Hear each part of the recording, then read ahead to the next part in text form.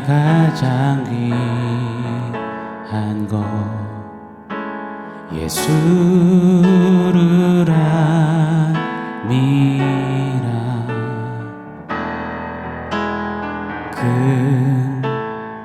금보다 더 귀한 것 예수를 아미라.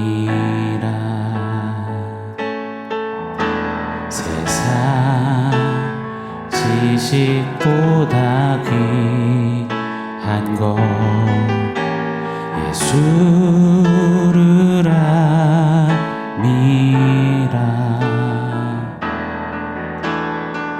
내 안에 가장 귀한 것 예수를 아미라.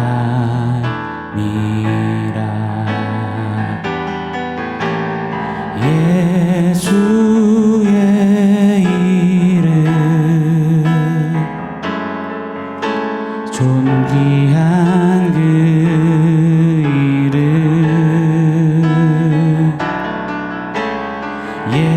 예수의 이름 능력의 그 이름 내 안에 가장 귀한 것 예수를 알미라.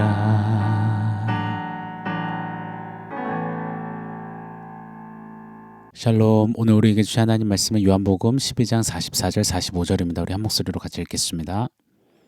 예수께서 외쳐 이르시되 나를 믿는 자는 나를 믿는 것이 아니요 나를 보내신 이를 믿는 것이며 나를 보는 자는 나를 보내신 이를 보는 것이니라. 아멘. 며칠간 계속 믿음에 대해서 상고하고 있습니다. 요한복음의 전반부를 마무리하시면서 예수님은 줄곧 믿음에 대해 강조 또 강조하십니다. 오늘도 계속됩니다. 44절은 일이 시작되어 예수께서 외쳐 이르시되, 여기 이르시되에는 크라조라는 원어가 사용되었습니다. 공식적인, 공적인, 강력한 선언이란 뜻입니다. 오늘은 예수님이 친히 크라조 이리 선포해 주신 믿음에 관한 가르침, 믿음의 원리를 한번 살펴보기를 원합니다. 먼저 여러분, 이 믿음에 있어 우리가 다루어야 할 부분이 참 많이 있겠죠. 그런데 믿음에는 그 믿음의 대상이 정말 중요합니다. 가장 먼저 돼야 한다고 믿습니다. 대상이 없이 믿는다는 것은 성립 자체가 불가하기 때문입니다. 허공에다가 믿어요, 이거 황당한 일입니다. 믿어요, 뭘요? 몰라요. 내지는 믿어요, 누구를요? 글쎄요. 이런 건 믿음이라 할 수 없는 겁니다. 믿음은 반드시 대상이 있어야 합니다. 우리는 일상에서 그것이 사물이든 사람이든 여러 대상들을 향해 신뢰를 사용하고 믿음을 발휘하며 그리 살아갑니다. 가령 저는 이 5층짜리 원룸 스튜디오 건물에서 원포인트 새벽 예배를 인도하고 있습니다. 여기서 아무 부담도 의심도 두려움도 없이 예배도 인도하고 책도 읽고 연구도 하고 가끔 낮잠도 자곤 합니다. 이 건물이 무너지지 않을 거라는 이 건물이라는 대상을 향한 믿음이 자연스레 제 안에 작동하기 때문입니다. 그리 믿을 수 있는 이유가 뭘까요? 보통 건물이 지어질 때 건축법에 의거해서 좋아진 어떤 건축 자재들을 통해 보통 수십 년, 많게는 100년 가까이도 건물은 단단히 서 있을 수 있다라는 그 정보, 그 알미 작동되기 때문입니다. 믿음의 대상이 먼저 세워졌다면 그 다음 스텝은 믿음의 대상을 아는 것, 이 알미 이루어져야 합니다. 가령 제가 이 의자에 앉습니다. 그냥 편하게 앉아요. 조립된 의자라 치면 분해, 연구, 조립해보기도 하겠죠. 그렇게 이 의자는 이 정도의 무게는 너끈히 소화할 수 있다라는 이 정보가 생기면 그 의자에 아무 의심 없이 거리낌 없이 앉는다는 것입니다. 이처럼 신뢰의 대상이 사물일 때는 쉬워요. 한 몫에 보이고요. 보고 웬만해서는 다 알 수 있으니까요. 보이는 대로 설명된 이 설명서대로 정보를 알면 됩니다. 대상을 그렇게 알고 신뢰하게 되면 믿음은 그냥 바로 불을 뿜듯이 자연 반사적으로 발휘되는 것입니다. 그런데 이 믿음의 대상이 인격이라면 내용은 좀 완전 달라지는 겁니다. 옆에 있는 사람이 나를 보고 한박 웃음 짓고 있다고 해서 웃는 게 다 웃는 건 아니라는 사실을 우린 잘 압니다. 웃는 얼굴로 칼을 품고 독을 품고 있는 사람도 너무 많습니다. 인격은 조립식 의자처럼 분해해 볼 수가 없잖아요. 가령 뇌를 열어본다고 해서 생각을 알 수 없잖아요. 심장을 꺼내본다고 해서 그 마음을 알 수 없는 노릇이잖아요. 그래서 인격을 믿음의 대상으로 할 때는 단순히 그 대상에 대한 정보 몇 가지를 안다고 해서 믿음이 발휘되지는 않는다는 겁니다. 혹시 성도님들 중에는 부모님 주민등록번호를 아시는 성도님이 계십니까? 되게 잘 모릅니다. 저도 최근에 일이 있어서 뭘 적어서 제출해야 되는데 이 부모님 주민번호가 생각이 안 나더라고요. 또 전화 들어서 여쭤봤죠. 사람에 대한 가장 기본적인 정보가 주민번호잖아요. 저는 저희 부모님 주민번호 모릅니다. 자, 그런데 주민센터 직원은 우리 부모님의 주민번호도 한눈에 보고 알아요. 심지어 어디서 태어나셨는지, 얼마나 많은 이사를 다니셨는지 다 압니다. 저는 그런 정보는 몰라도 저희 부모님을 제가 더 훨씬 잘 압니다. 숱한 시간 함께한 경험이 있기에 그 인격적인 관계 속의 경험들을 통해 저는 부모님을 압니다. 주민센터 직원보다 훨씬 더 잘 압니다. 그 인격적인 알을 통해 부모님을 신뢰하고 믿고 또 사랑하는 겁니다. 이처럼 믿음의 대상에 대한 정보가 참이 되는 경험, 체험을 통해서 알미 생기면 비로소 대상에 대한 확실한 신뢰가 형성되고 진짜 믿게 되는 것입니다. 이것이 바로 믿음의 원리입니다. 한 번 더 정리해 보겠습니다. 믿음의 원리 3단계. 첫 번째, 믿음은 대상이 있다. 두 번째, 그 대상에 대한 알미 생긴다. 세 번째, 그 알을 통해 신뢰가 형성되며 믿음이 발휘된다. 좀 기억했으면 좋겠습니다. 이 믿음의 원리대로 오늘 본문 좀 한번 살펴보기를 원해요. 44절이죠. 제가 한번 더 읽어드리겠습니다. 예수께서 외쳐 이르시되 나를 믿는 자는 나를 믿는 것이 아니요 나를 보내신 이를 믿는 것이며 아멘. 예수님께서는 믿음의 대상이 누구신지를 밝히십니다. 나를 믿는 자는 나를 보내신 이를 믿는 자다. 예수님은 당신과 당신을 보내신 하나님을 동일시하십니다. 요한복음에 이미 몇 차례 반복하시고 강조하셨습니다. 요한복음 10장 30절에는 나와 아버지는 하나다 명확히 선포하셨어요. 요한복음은 또 아예 시작부터 이리 외칩니다. 태초에 말씀이 계셨고 이 말씀이 하나님과 함께 계셨고 이 말씀이 곧 하나님이시라. 말씀이신 예수님이 곧 하나님이시라. 아멘입니다. 이리 시작하는 것이 요한복음이었습니다. 그렇게 믿음의 대상이 바로 살아계신 하나님이심을 정확히 밝히십니다. 우리들이야 이 지금 말씀 선포에 흔쾌히 아멘 아멘 하지만 당시 예수님의 말씀을 듣고 있는 유대인들에게는 너무 어렵고 화가 나는 겁니다. 이 유대인들은 자신들이 하나님을 믿고 있음에 조금도 의심치 않았습니다. 그런데 어느 날 예수라는 작자가 나타나 자기가 하나님이라고 하는 겁니다. 하나님을 믿는 자들에게 나를 믿어야 한다. 내가 믿음의 대상이다. 나를 믿는 것이 곧 하나님을 믿는 것이다.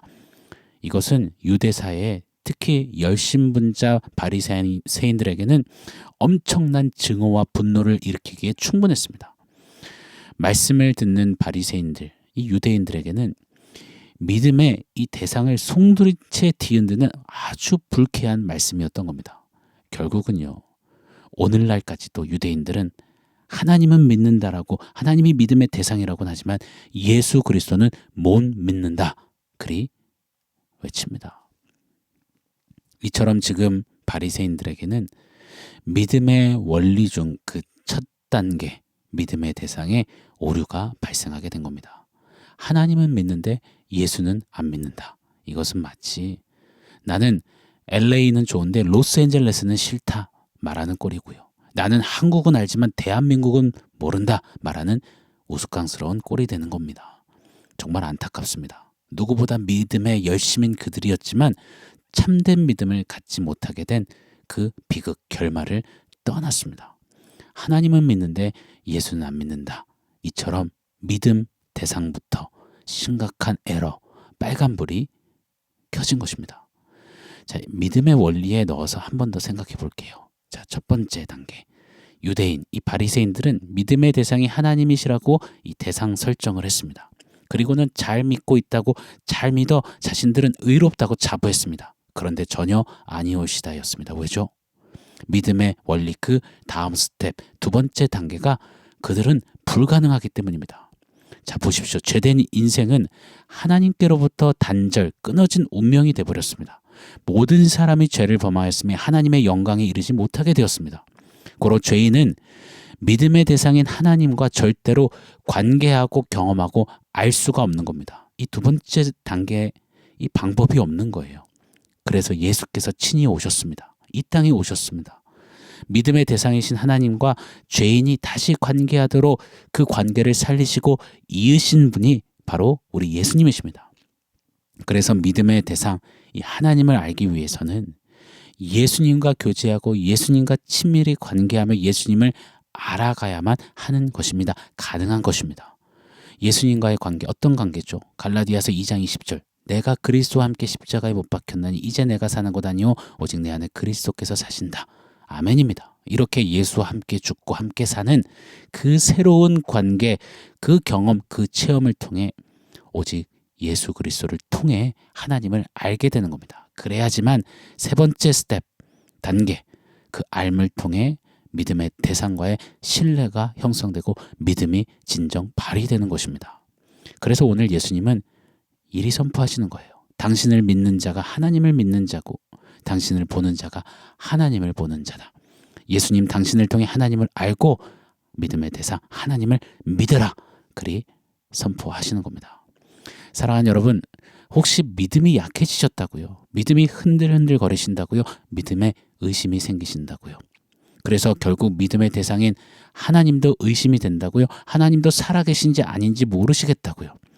성도님들 중에는 수시로 자신의 이 상태에 따라서 하나님을 진짜니 가짜니 이렇게 갑론을박 의심하고 평가하시는 분들이 점점 더 많아지시는 것 같습니다.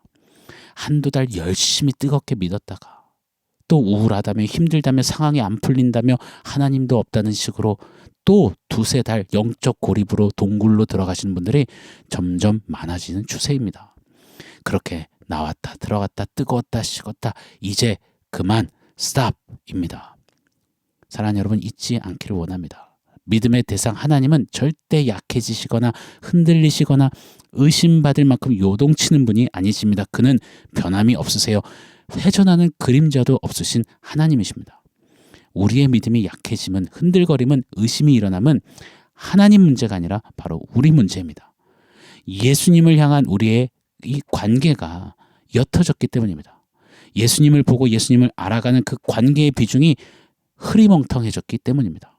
고로 사랑하는 여러분, 예수 그리스도와의 관계를 다시 뜨겁게 지피어 그 관계, 그 알을 통해 믿음의 대상이신 하나님을 흐트러짐 없이 신뢰하고 의뢰하고 그렇게 믿음으로 하나님을 기쁘시게 하는 이 믿음의 원리대로 좀 제대로 믿는 행진하는 저와 여러분 우리가 되기를 예수 이름으로 간절히 축원합니다. 아멘. 자, 오늘 원포인트 세워보겠습니다. 원포인트는 아점저 예수입니다. 2주 전 주일에 원포인트로 세웠던 동일한 원포인트예요. 아점저 예수. 아침에도 예수, 점심에도 예수, 저녁에도 예수입니다. 믿음으로 사는 우리 아닙니까? 믿음으로 구원받은 우리 아닙니까? 믿음이 없이는 아무것도 설명이 안 되는 저와 여러분 우리 아닙니까? 믿음의 대상, 살아계신 하나님을 향해서 뜨거운 신뢰와 불타는 믿음을 늘 식지 않고 드리기를 원합니다. 식었다 뜨거웠다 하기 싫습니다. 중내산에 그만하고 싶습니다. 어떻게 해요? 예수님과 관계하며 예수님을 날로 조금씩 더 뜨겁게 알아가면 됩니다. 그럼 우리의 믿음은 절대 실수가 없으신 믿음의 대상 하나님으로 인해서 실수가 없이 승리하는 믿음으로 서게 될 것입니다. 이를 위해서 아침에도 예수, 점심에도 예수, 저녁에도 예수. 오늘 만날 예수님 내일로 미루지 말고 예수와 친밀히 교제합시다. 예수로 충만함을 누리며 달려갑시다. 그렇게 예수를 알아갑시다. 이 알을 통해 믿음의 대상 우리 하나님을 뜨겁게 뜨겁게 믿고 신뢰하는 믿음의 사람으로 승리케 하실 줄 믿습니다. 아멘. 사랑하는 성도 여러분, 오늘 말씀과 원포인트 기억하면서 우리 함께 기도하겠습니다. 아침에도 점심에도 저녁에도 예수님과 뜨겁게 교제하며 알아가며 이를 통해 하나님을 향하여서 뜨거운 믿음으로 사는 그런 삶 되게 하여 주옵소서. 우리 같이 한번 기도하겠습니다.